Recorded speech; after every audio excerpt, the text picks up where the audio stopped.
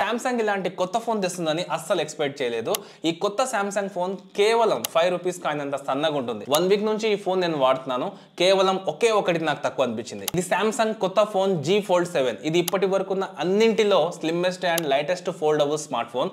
Only 4.2 mm thickness తో, wait కూడా almost మనకు 216 గ్రామ్స్ అయితే ఉంటుంది. ఫ్రంట్ 6.5 ఇంచెస్ తో కవర్ డిస్ప్లే ఉంటుంది. లోపల 8 ఇంచెస్ తో పెద్ద డిస్ప్లే ఉంటుంది.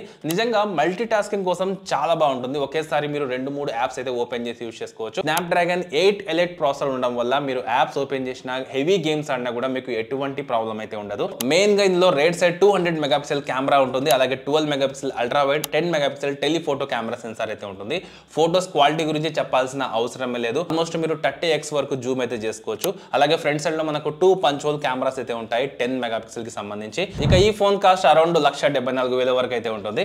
అలాగే దీంట్లో నాకు తక్కువ అనిపించిన ఒకే ఒక విషయం ఏంటంటే S Pen అన్నమాట. అది ఇస్తుంటే మాత్రం నిజంగా చాలా బాగుండేది. అయితే ఓవరాల్ గా ఈ ఫోన్ గురించి మీ ఒపీనియన్ ఏంటి అనేది కామెంట్ చేసి చెప్పండి. ఒకవేళ మీరు చెక్ చేసుకోవాలనుకుంటే లింక్ అని కామెంట్ చేయండి. నేను డైరెక్ట్ లింక్ మీకు DM చేస్తాను.